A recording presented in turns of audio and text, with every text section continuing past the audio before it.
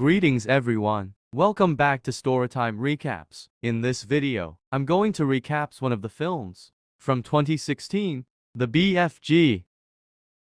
Before we start, I hope your day be filled with sunshine and smile.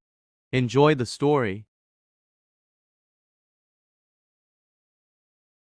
The movie opens in a London, England orphanage. The time that little Sophie refers to as the witching hour is when the boogeyman appears. Through a window, she observes four inebriated men amusing themselves in the streets. Sophie screams at them and says she'll call the police. Sophie hears another sound coming from a different window. As she makes her way back toward her bed, she witnesses cats tossing over a trash can and running through the rubbish. A huge hand scoops up the trash can. Sophie notices a huge man passing by. He hears her let out a gasp. Sophie is lifted out of bed by the giant, who reaches out through the window. He runs all the way back to his house in Giant Country while slinking through the streets without being noticed.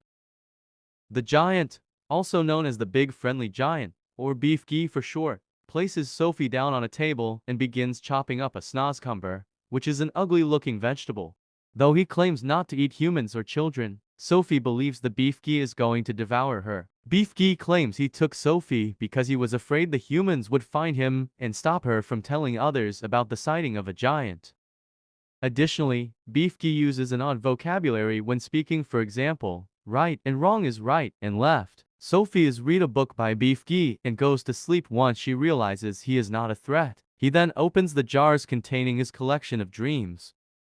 In her dream, Sophie is taken by an even larger giant, which devours her while Beefgy watches helplessly from a distance. Beefgy tells her that he gave her the dream when she awakens. Beefgy consumes frobscottle, a bubbly green beverage with downward moving bubbles. Furthermore, wisp-poppers, literally explosive farts, are caused. Shortly after, flesh lump eater Jermaine Clement, the same giant from Sophie's dream, shows up at Beefgy's house. He and the other much taller giants constantly make fun of Beefgy and call him a runt because of how much smaller he is than the others. Flesh lump eater finds the snozzcumber that Sophie is hiding in. Before he can bite into it, Beefgy reminds him that he detests veggies. After taking the frobscottle, flesh lump eater walks away. Beefgy helps Sophie clean herself after she gets covered in goo. He pulls some extra clothing out of a pile for her to wear. She dons a red coat that belonged to a previous young friend of Beefgy's before he was devoured by one of the other giants. The Beefgy then displays to Sophie every kind of dream he has gathered.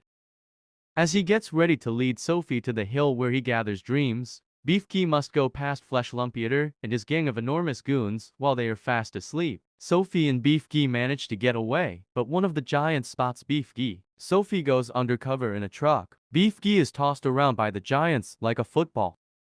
When it starts to rain, they stop because they are afraid of it. Unknowingly leaving a blanket behind, Flesh Lump Eater discovers it and sniffs it, sensing the presence of a human.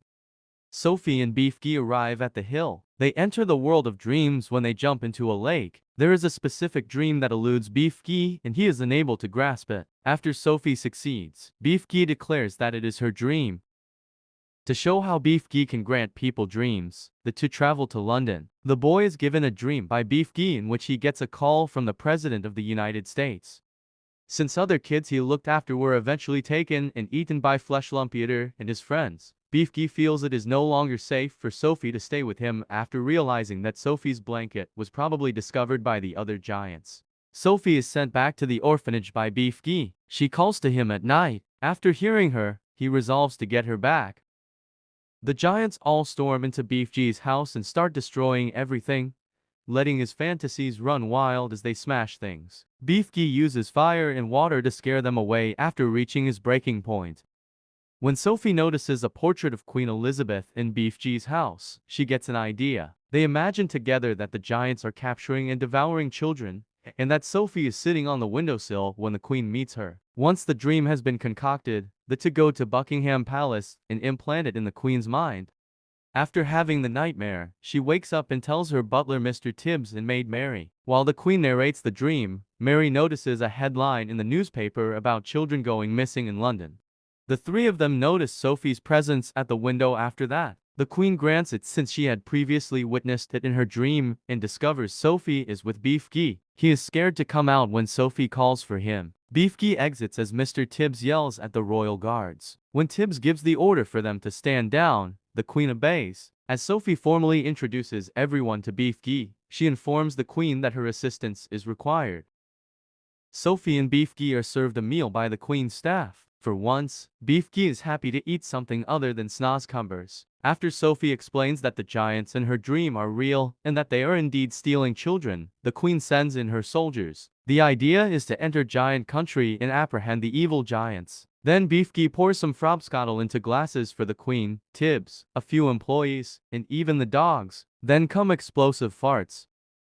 In order to give the giants nightmares, Beefkey and Sophie wait until they are asleep, but Beefkey had forgotten his trumpet. Taking a jar full of nightmares, Sophie dashes into the field and lets them fly into the giants' mouths. The only one unaffected is Flesh Lumpeator. As he gets ready to strike, the soldiers beat him to capture along with the other giants. They are left on a deserted island and made to spend the rest of their days eating nothing but snozcumbers. In the end, Mary takes care of Sophie and finds her a place in the queen's palace. She describes a dream in which she claims to have seen the home of Beefkey, which now features a garden in which he grows better vegetables, though he still occasionally grows snozcumbers. Glancing out the window, she exclaims, "Good morning, Beefkey." He hears her in his house and smiles.